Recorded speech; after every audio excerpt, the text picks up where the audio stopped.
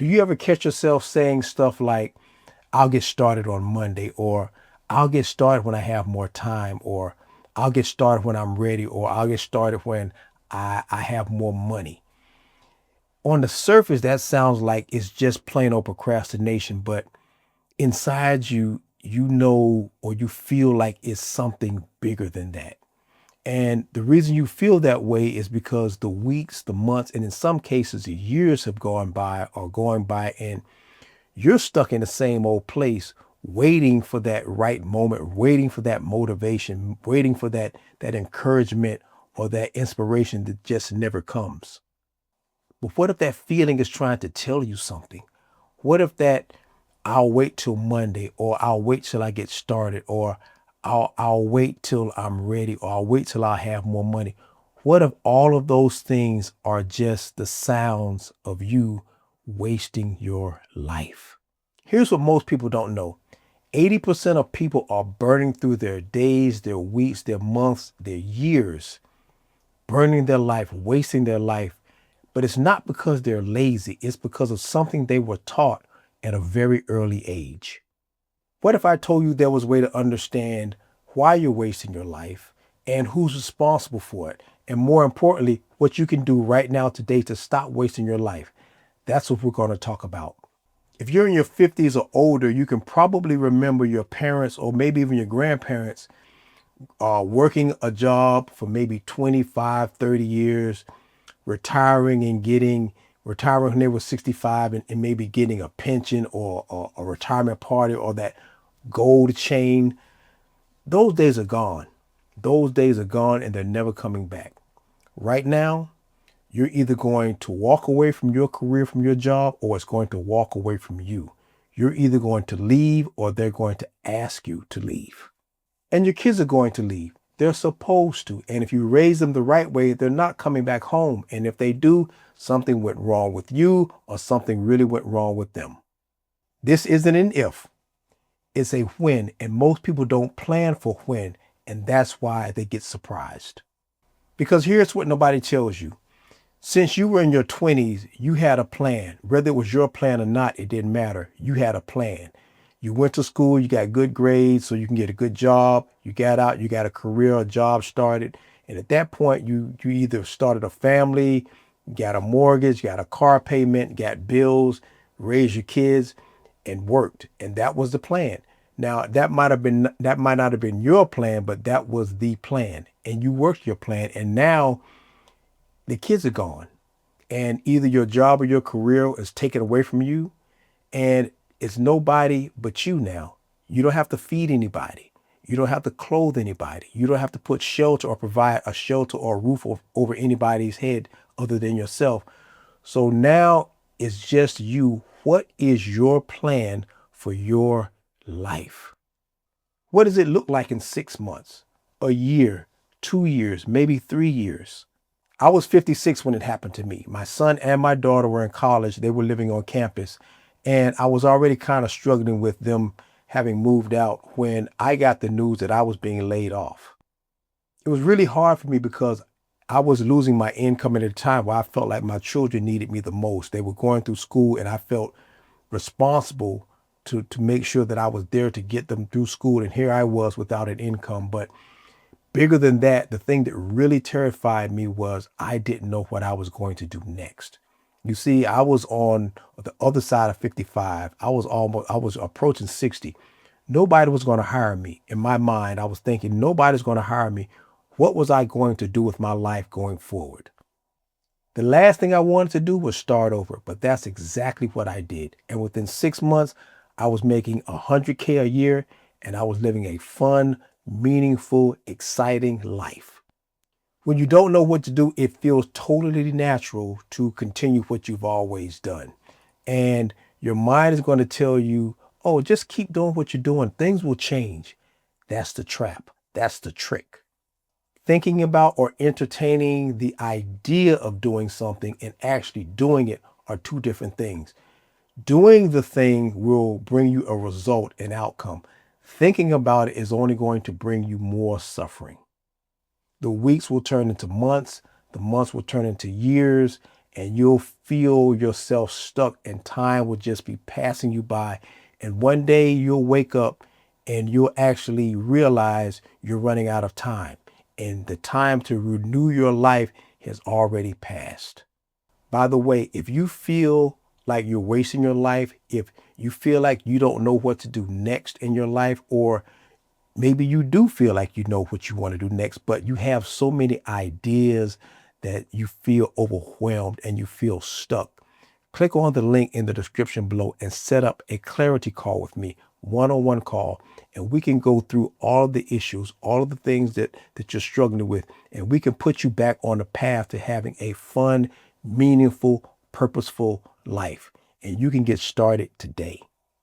What I'm about to say to you is going to go against everything that you've been taught, everything that you've been led to believe about how to pursue the things in your life that are important so you don't feel like you're wasting your life.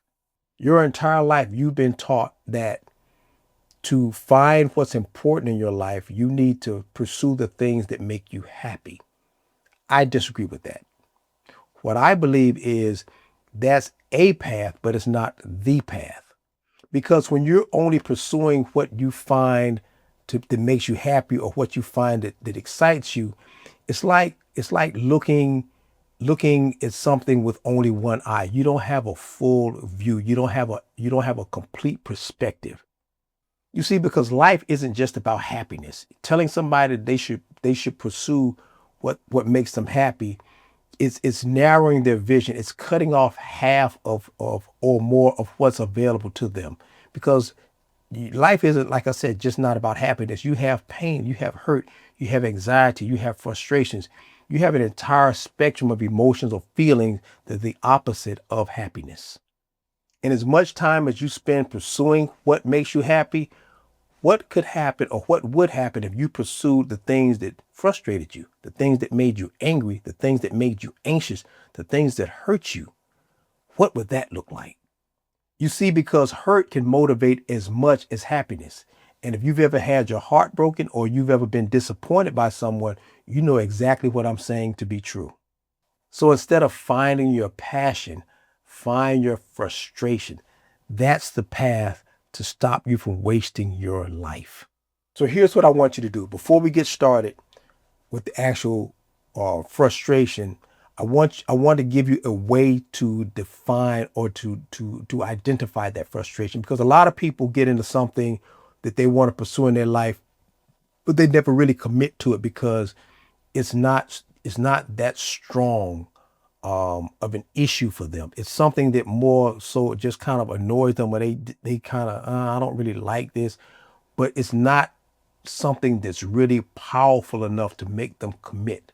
So the first thing I want to do here is I want to give you an example of the feeling I want you to identify, to use to identify what that frustration is, to identify a real frustration instead of just something that's an annoyance to you. So everybody has a person. Everybody has a person they like, they dislike, or they in some cases hate. It might be an ex-wife, ex-husband. It might be an ex-boyfriend, ex-girlfriend. It might be an old boss. But there's somebody in your life that the sound of their name just irritates you. Just to see them coming to you or walking towards you or to be in the same room with them, you literally would get up and leave. That feeling, that's what I want you to remember. I want you to recall what that feeling feels like. And we're going to use that feeling to identify that frustration. So after you've identified what that feeling, and I want you to remember that feeling, now we're going to go into finding your frustration. So I want you to look out into the world and think about the thing or problem in the world that creates, when you think about that problem, it creates that feeling in you. You get that visceral feeling. You get that strong response. It has a physical presence in you. I want you to identify that problem. It might only be one or two that create such a strong response, but make sure you capture those. And once you capture them, I want you to next identify what piece of that problem you can solve, because the problem may be something that's so large or so enormous that you as an individual can't solve. Like, let's say, for example, traffic in a major city. That's not a problem you can solve, but there's a component around that you can maybe solve in your community or in your neighborhood that you can fix. You can do something to solve. So that's what I want you to first identify the actual frustration, the issue, and then identify what piece of that issue that you can solve.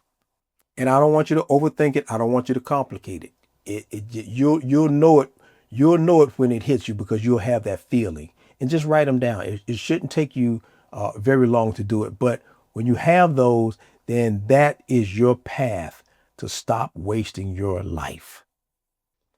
I want you to imagine something. I want you to really think about this. What does your life look like in 6 months? What does it look like in a year? What does it look like in 2 years?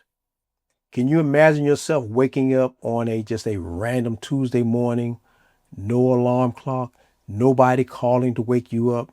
You just get up on your own, energized, excited, knowing exactly what you're going to do that day because you're living with intention and you have a purpose in front of you. You have a path. You have something that you are focused on. No more dragging yourself out of bed. No more hitting the snooze button 2, 3, 4 times. No more laying in bed thinking of a way that you can avoid going to work or avoid that particular day. No more of that. What would that feel like? Here's what I want you to take away from this video.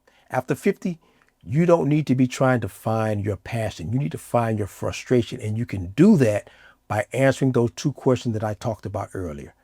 Those 2 questions. The first one is to figure out a problem in the world that actually, when you think about it, it creates a physical response in your body. And the second part of that question is to identify what piece of that problem you can solve.